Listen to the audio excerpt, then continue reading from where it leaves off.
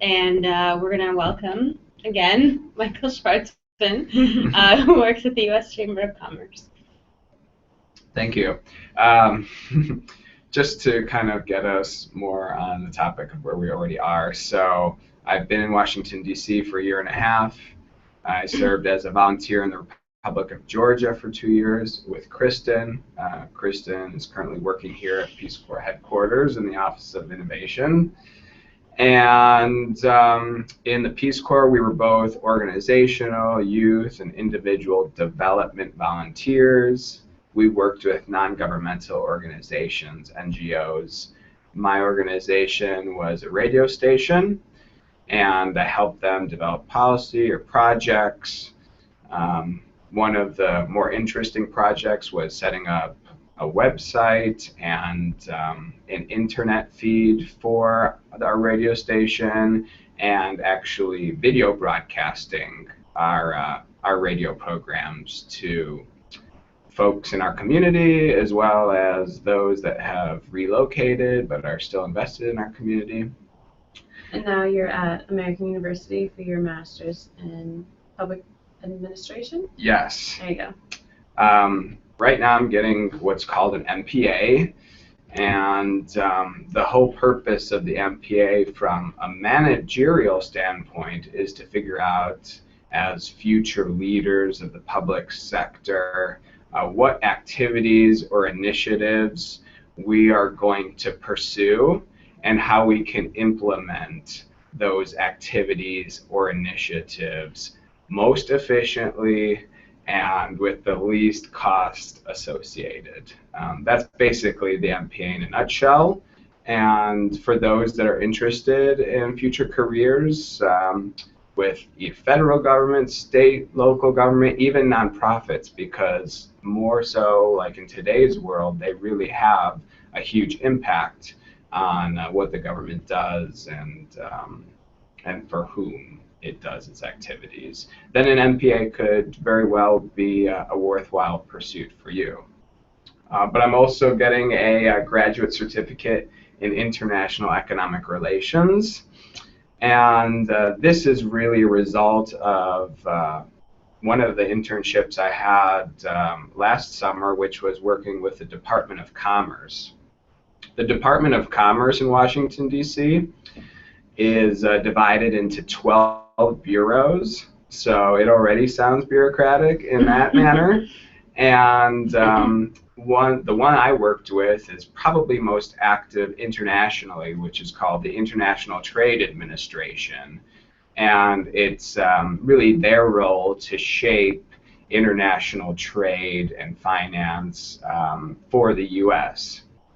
And so if you're keeping tabs on sort of the economics world or what the U.S. is engaging in terms of economics and trade, you'll find that the Trans-Pacific Partnership is one of the trade agreements. It's a multilateral trade agreement, which we're pursuing most aggressively, as well as a transatlantic trade with Europe. And the Trans-Pacific Partnership, which has been, the negotiations have been completed, and the document has been signed by the 12 countries that form that agreement, including the U.S., will be actually the largest trade agreement in the history of international trade. And so we're expecting, the administration is expecting big things from that, something that President Obama has been pursuing since really his first term. Can I ask a quick question? Yeah. How do you measure like that this is the largest trade deal? Is it the number of countries that are involved? Absolutely, yes. It is the number of countries, as well as it all kind of relates to market access. Okay. So from a very, very basic perspective, going back, to the sort of origins of economics, free trade has always been considered a good thing, and no economist, based on their views, will disagree with that. Maybe they'll just disagree as to how it's implemented, but the very purpose or the very sort of fabric of free trade is a good thing. And so this trade agreement will help lift a lot of protectionist measures. Protectionism relates to tariffs, so taxes on the products that companies are exporting, or non-tariff barriers, which are like quotas maybe that countries could assign, saying like, you can only ship how many ever tons of apples to Japan every year, because we don't want to hurt our own domestic industry that are also producing apples. So that all comprises market access. And this trade agreement will really make market access like a sort of pivotal kind of central theme. And how long has it been in the works? Basically since the start of Obama's administration, but even before that, the Bush administration had originally introduced it. And so it's been in discussion and it's been in the works since 2007, 2008, which may seem like a lot of time, but given all of the measures, all of the different countries' priorities within this trade agreement, it's no surprise that it's taken this long, and it will continue to take longer now that every country has signed this agreement. They each have to take that agreement to their respective parliaments, or in our case, Congress, and they actually have to pass it domestically before each country can begin the implementation phase of the agreement. And so, not surprisingly, in the United States, there is a lot of controversy among this trade agreement. Many congressmen and senators are suggesting that trade agreements, they result in a loss of jobs in a lot of key industries. On the other side, they'll say that, yeah, maybe, but given all of the additional economic activity that will be happening because companies will be able to export a lot more of their products without having to assess a fee on those products, that will actually be a good thing. It will actually stimulate the economy. And so, going back to kind of what I'm doing in Washington, D.C. that was the best explanation I've heard of the TPP so far, though. And I feel so smart now. You're playing a role in a project that's been going on, legislation's going on for years and years. What exactly are you able to contribute to this process? So that's a great question, because I'm not involved in the TPP negotiations. I'm just interested in it, number one, and I think it's important for the U.S., and I work within the general trade and finance world, so it's just good to know and understand. And so when you meet others that are also interested in international trade and finance, that you know what you're talking about, that you have an issue that you can both speak to, with a degree of certainty. But I work at the U.S. Chamber of Commerce. It's not a government entity. It's a business federation, and we have 3 million businesses that we represent. These are businesses that range from the size of large, multinational corporations to small and medium-sized enterprises. The corporations, probably a lot of you already know or use on a daily basis or consume on a daily basis, from your Coca-Cola to your Microsoft, to your Cargills and Monsantos. Those are agricultural companies that produce probably a lot of the food that you'll buy at your local grocery stores. And so the Chamber of Commerce represents all of these corporations, all of these companies. But what exactly does it do? So it really advocates. It serves as kind of the central body for all of these companies. And when the government is imposing some legislation or some law that could have either a direct or indirect impact on these companies, on what they're producing or the services they're providing, well, then they're going to want to have a say in those policies and pieces of legislation. But maybe they just don't have the resources or the personnel to consistently advocate for themselves. So that's why they come to the Chamber of Commerce, and that's why they sign up and have us represent them. There are four sort of main activities that we do for companies.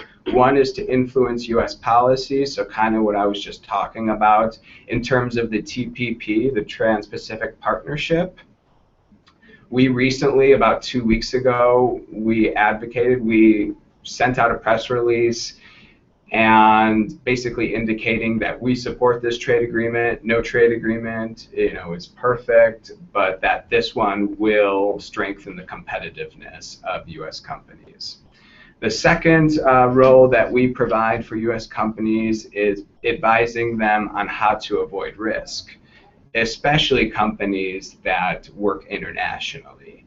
And to speak to this as an example, just yesterday we produced our 2015 Global Intellectual Property Index. And in the world of trade, arguably, intellectual property is of utmost importance to U.S. companies, especially tech companies. If you think about it, Microsoft or Apple, they're producing all of this software. Well, in a lot of countries where maybe they can't afford to actually purpose the rights to, or purpose, if they can't afford to actually purchase the legitimate versions of Windows or the Apple operating system or whatever, they might sort of go roundabout and download illegal versions of software. It happens all the time, especially in a lot of the Peace Corps countries that some of you might end up working in. No Peace Corps volunteers ever downloaded anything illegal. Absolutely not. Absolutely not, and I advise you not to. But this is something, that we want the trade agreement and the TPP to address, intellectual property. So we produce an index, and this is kind of basically our way of advising companies on how to avoid risk. Well, maybe you don't want to, ship your product over to, whatever country in the South Pacific or in Africa because according to our index and our data, they have a history of, intellectual property abuse.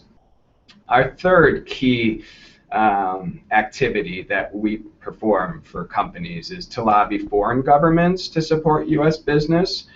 On any given week, if you step into the Chamber of Commerce, just last week we hosted the President of Colombia, trying to strengthen U.S.-Colombian relations commercial relations really, and lobby, that government so that our agricultural companies or pharmaceutical companies or whomever, whichever company, even small, medium-sized, so that they have a market that they can access with more ease, and that they have a market where the country is accepting of their products or goods.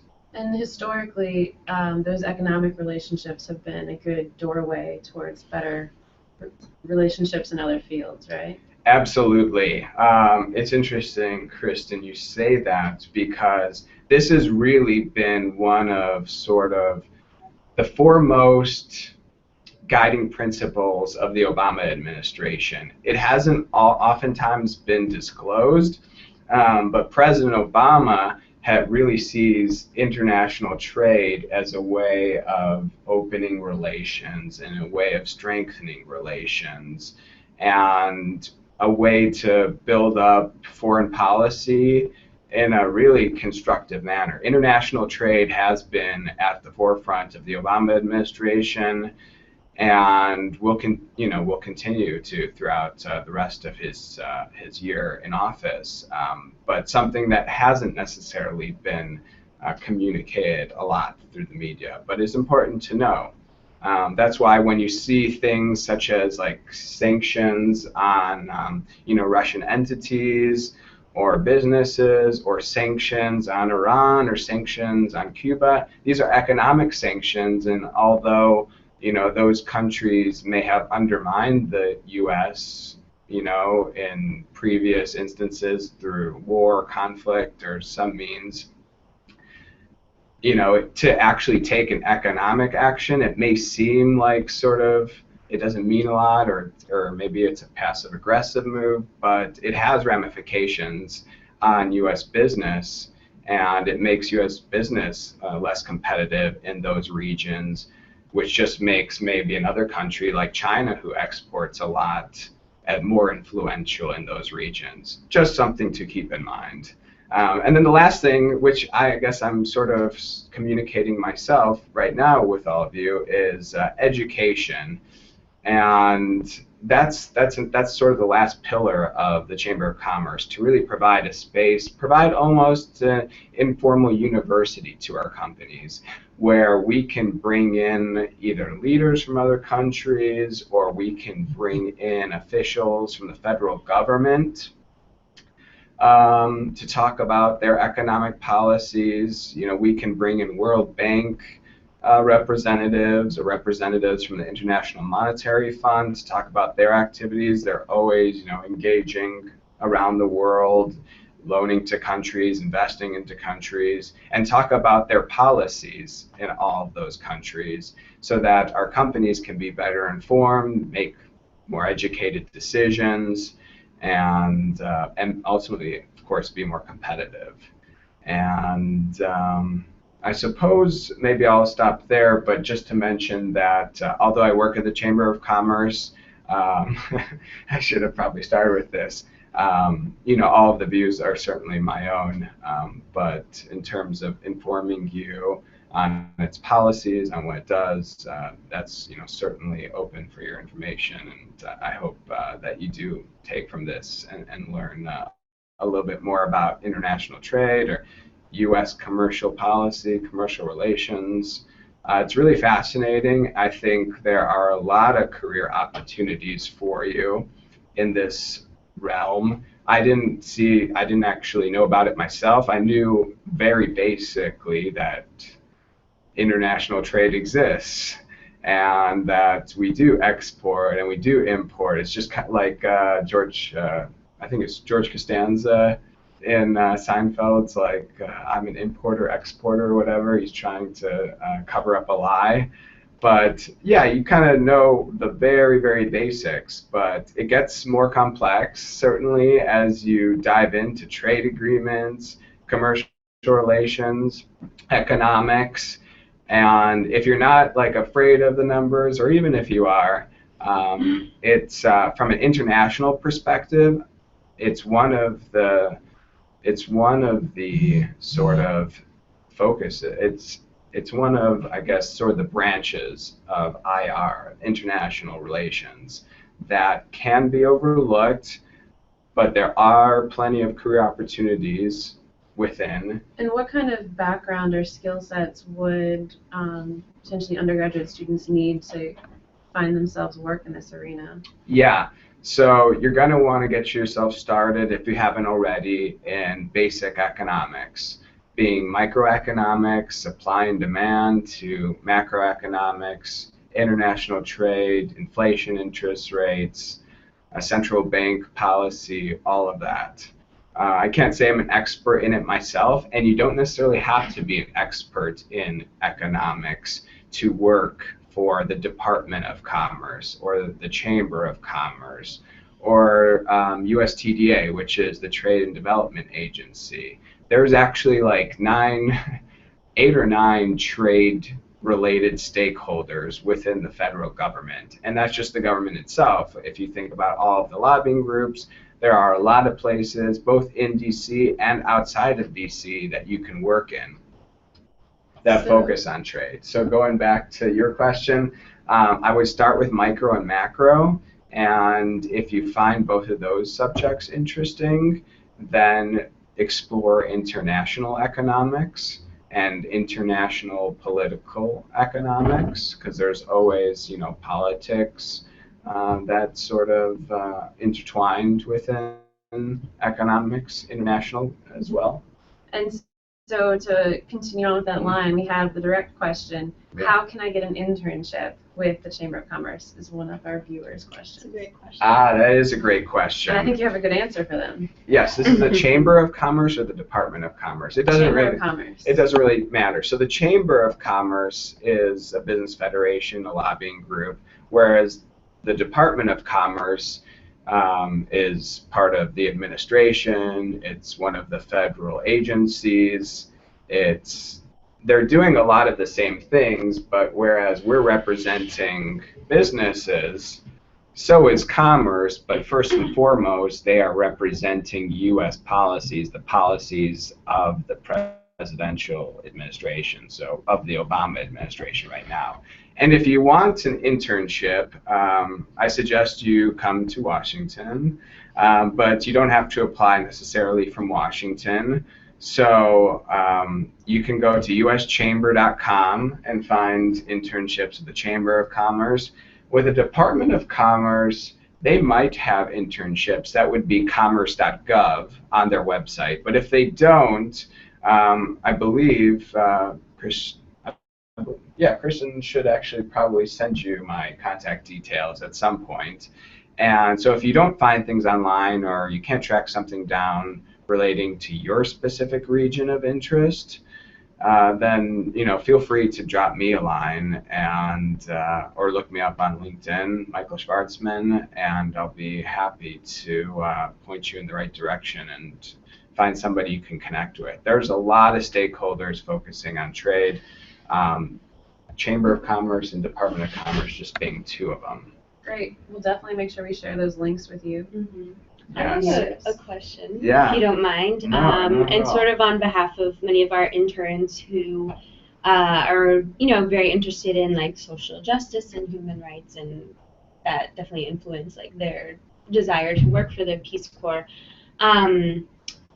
Does Department of Commerce or Chamber of Commerce do any work around like workers' rights and labor rights? I think that's one thing. Again, don't know much about the TPP, even though I should know more.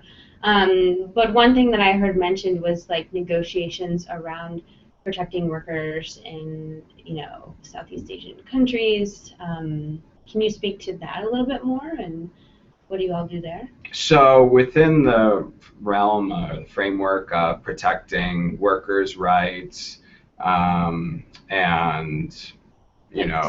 safety and that kind of thing, the Chamber of Commerce does have domestic shops that focus on domestic issues related to all of that. So for instance, the EPA, the Environmental Protection Agency, had recently proposed some new standards on energy producing corporations that employ, in thousands of workers. And so the new regulation, although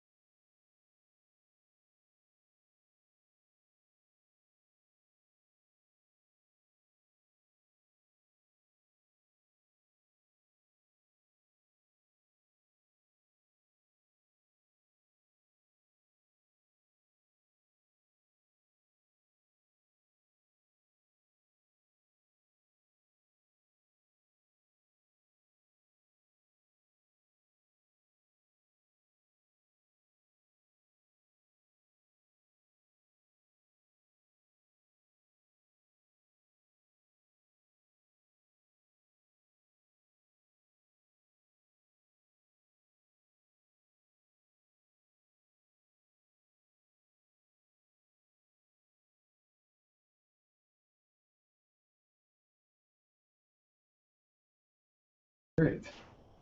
Okay, we are back. So We're back. Sorry about that. I'd like to thank Laura for the nice comment. That's very sweet.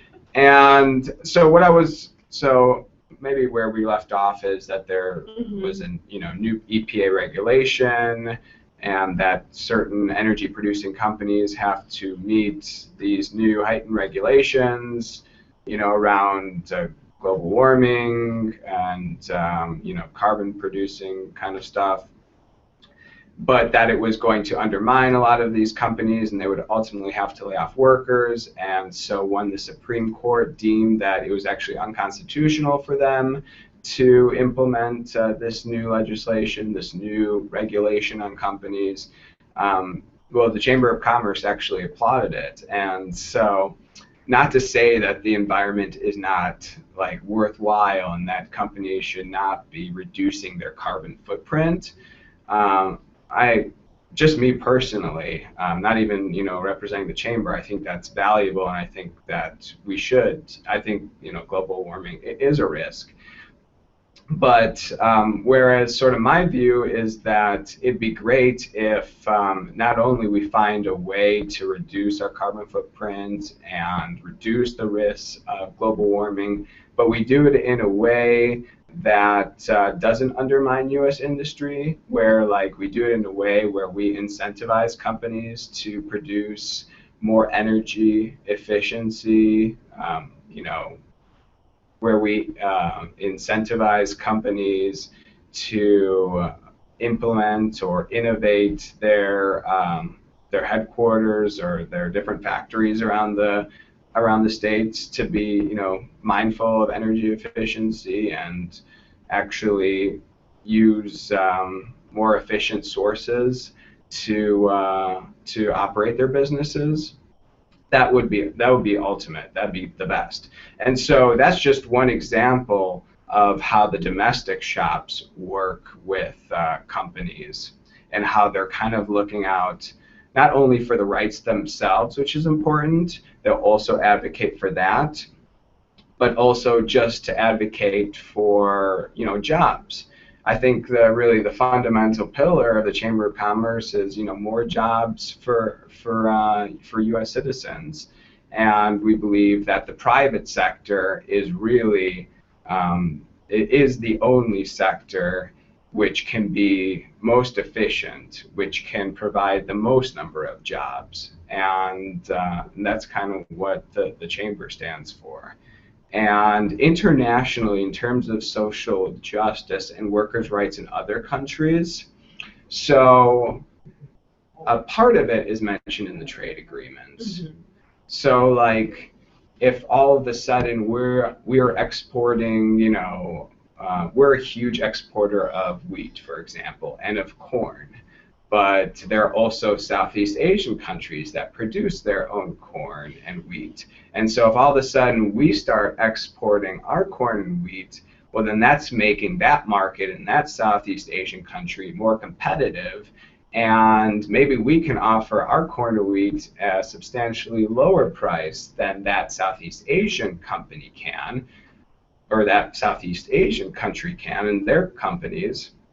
And so since we all of a sudden are starting to export a lot of our corn and wheat in, they're going to have to, the businesses will ultimately lower their costs, lower their prices on those goods.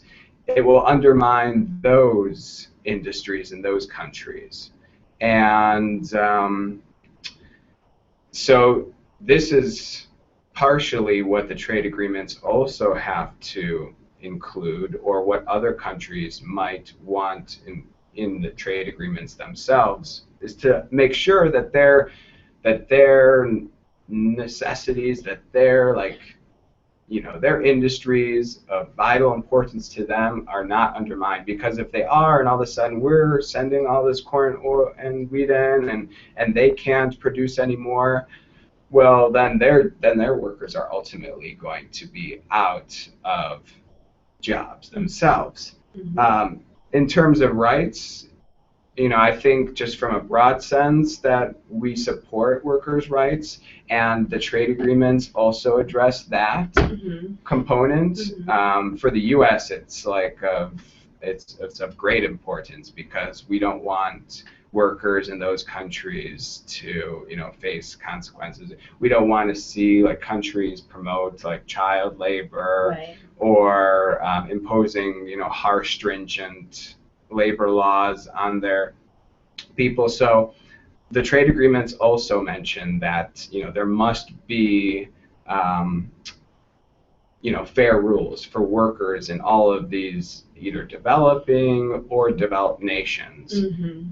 Sounds like there's lots of different elements and facets to your work. So Yes. what are you reading, or what are you following online or on the news to keep up with all this information, so you can have informed discussions, so you can contribute to your office, and so that our viewers as well can start following along and putting themselves in a place to get this job? Absolutely, absolutely. I would just start learning, if you don't already have the economics, just start learning micro and macro, the terminology. So anything from opportunity cost to competitive advantage, which is that is the pillar of free trade. It's all about competitive advantage. Is there a website that you go to, or a Kinda magazine that you read? So, okay, read The Economist if you don't already. That's, I know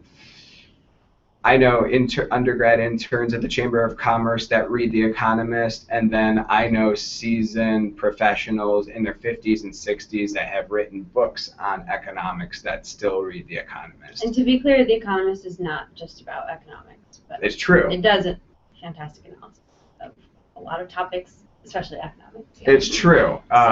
Yeah. In that case, just keeping up on world events. Yeah. It's also a good magazine.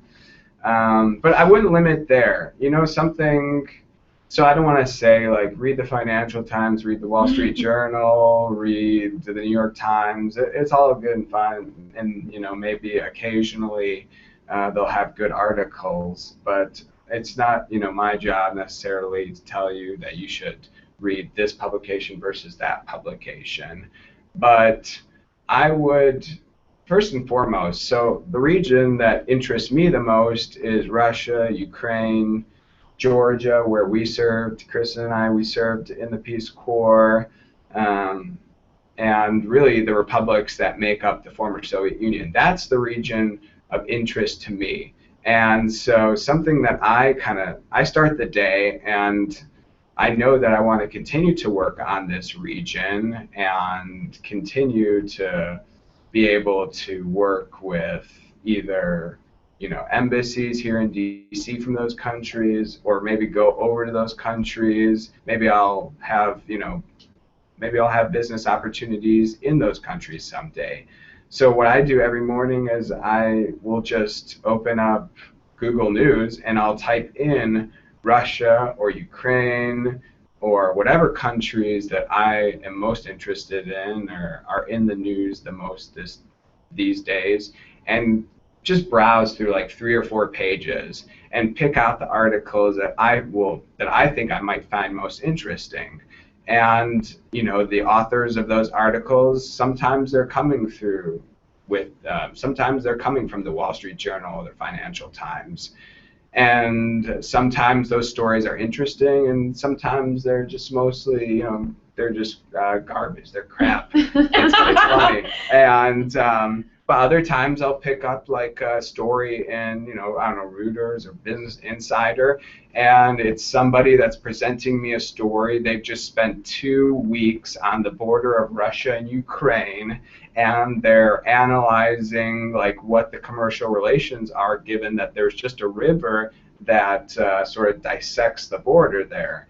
And they're 200 yards apart, and it's interesting because China all of a sudden is starting to grow all this agriculture, where the Russians on the other side of the river are like, oh, there's forest. It's not like the land itself is not suitable for growing agriculture. But the Chinese are 200. They're right over there on the other side of the river. They're growing, wheat or whatever. And so, in which case I'm going to read that story because I find that more worthwhile, because they've just spent 2 weeks and they're like more involved than that reporter with the Wall Street Journal sitting in New York is. So you don't necessarily have to, in order to stay involved, in order to stay updated with economics, you don't have to just read one paper or another, but really just do a good job of searching for these stories of value, of interest, and first and foremost, I would say with these stories is don't believe necessarily everything you read, but try and be critical, of some of the writer's points. That will serve worthwhile to you as well. I think that's a great segue. We had another written-in question. Medea wants to know how your experiences before the Peace Corps shaped your time there. I'll add on, how your time in the Peace Corps has shaped what you're doing now. And I think your point about, you are much more likely to trust a reporter who's been there, like that's Yes. also very much like the Peace Corps ethos. Like you have to go there, you have to really immerse yourself in a place to understand what's going on. Yes. So just love to hear more about that. Great questions. Thank you, Medea. And so my experiences before Peace Corps were pretty interesting, to say the least. I didn't know what I wanted to do before I joined the Peace Corps, and arguably I still didn't know what I wanted to do after the Peace Corps, and that's perfectly okay. I've really just sort of figured it out in the past year or so. And I would start with the region that you're most interested in. That's number one. What did I do before the Peace Corps? I mean, you name it. I worked in banking, I worked in healthcare, I worked in finance, I worked in travel and tourism, I worked for startup companies, I worked on a mayoral campaign. I basically experienced every single job you could ever imagine you would have in the span of 2 years. And I think I counted it once, and it was like astonishing 8 or 9 jobs before Peace Corps. And ultimately, maybe it would have been better off to start the Peace Corps journey ahead of time. But then again, it was just a way of centering myself and centering my interests. So in that regard, I can't completely regret it because I understand those industries more, and maybe that will serve worthwhile to me. I think it will, because we're all going to have to use banks and hospitals at some point. But ultimately, it was the Peace Corps that sparked my curiosity the most. And I'm fortunate because at that time, you still could not select the country or project. Rather, they assigned you, hopefully based on your interests, but oftentimes, and your skills, but oftentimes pretty spontaneously. I can't say it's a surprise that we had a lot of Spanish-speaking volunteers in Georgia, but unfortunately, their Spanish-speaking skills, for the most part, went underutilized. They were certainly underutilized. And so for me, going to Georgia made sense. Peace Corps made the right decision.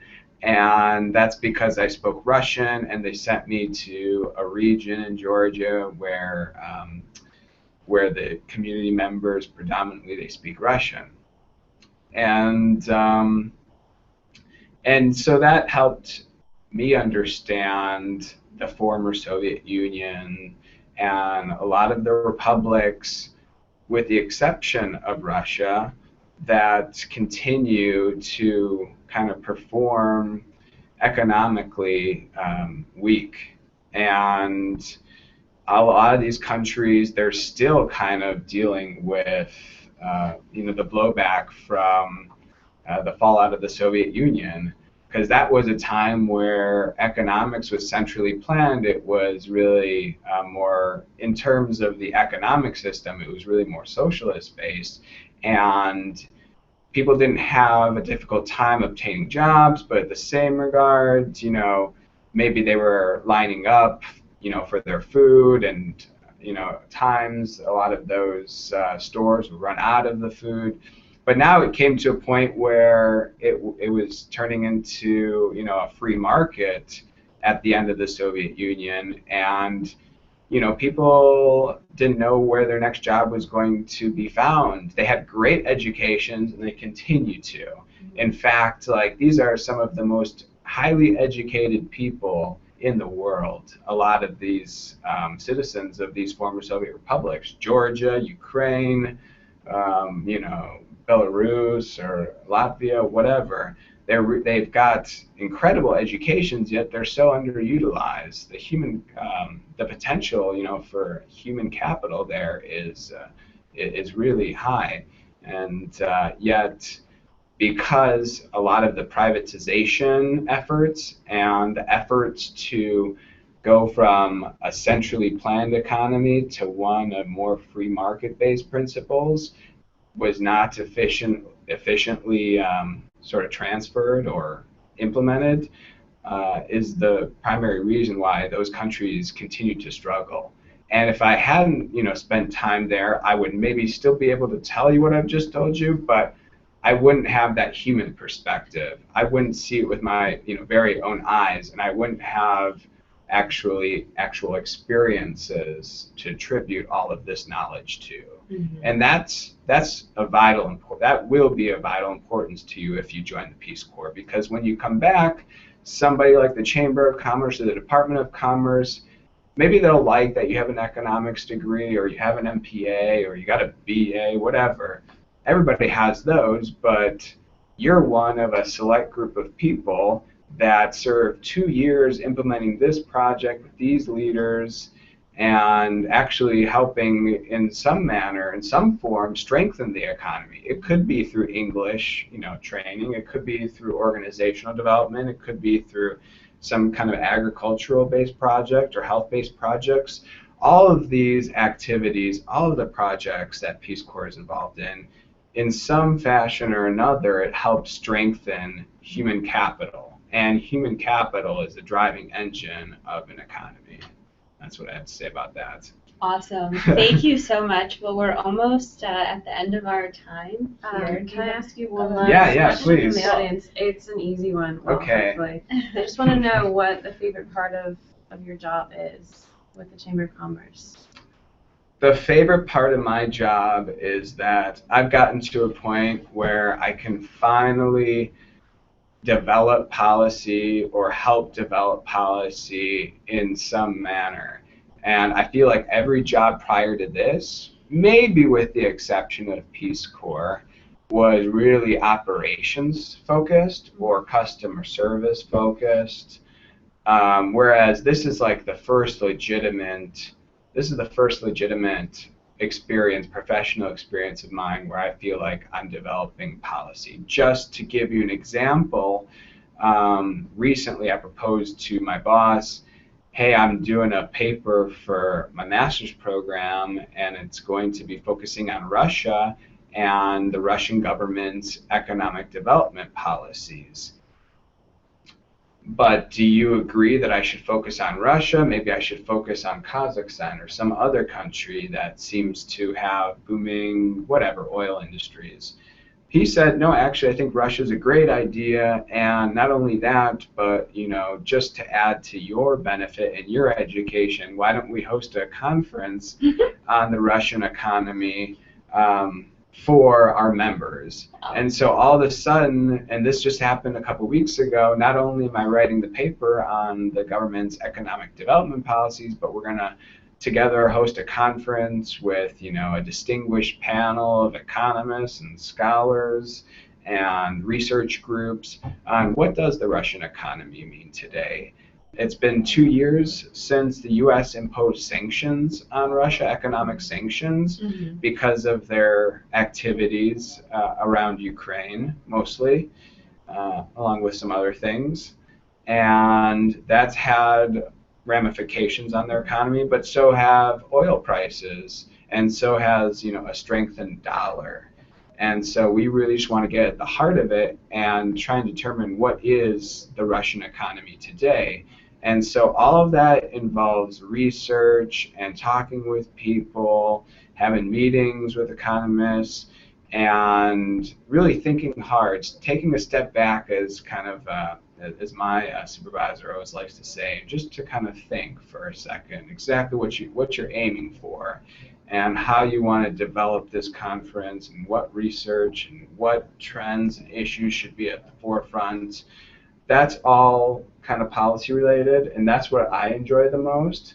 But I'm not saying that that's necessarily for everybody. You can get a glimpse into it if you do the Peace Corps, because that's an experience where you're working with leaders of maybe organizations or communities that have like needs, but they don't know what kind of projects they should be getting themselves into. And Peace Corps gives you different tools like a needs assessment to figure out what is most important in these communities and how you can best strengthen the human capital there. And so if you do join the Peace Corps, maybe take advantage of that, because I can't necessarily say that I did, but I wish I had, because you have a lot of time to kind of sit back and think about what's going to be most worthwhile for you and your organization and the country you're serving and Peace Corps. And in that regard, I think really Kristen was more successful than me. And so I salute you. And maybe you can do one of these next. Maybe. Well, thank you so much for all of your insights Thank you. today. That was Thank amazing. you. Thank you. Really been a great economics lesson for me. Yes. I hope so. Totally not honest. a complete bore. That Yeah, was fascinating. Yeah. I really appreciate it. absolutely. Thank And you for all those in TV land. Yes, thank you all for your questions. And this will be online for you to watch later, obviously. Yeah. And we have another session coming up next week. Or the 29th at Probably. least. The 20th, yes, thank you. I'm forgetting which week it is. The 29th, we'll have a session with Jerome Sherman, who is a Foreign Service officer. He's posted in the U.S. for a year, but he's worked in Palestine and has some really fascinating experiences there and all over the world, and he was also a journalist before that. So it'd be really cool to hear his sort of life story and also more about how to join the Foreign Service. All right, thanks Sweet. again, Mike. Yeah, all right, Thank you. thank you. Bye.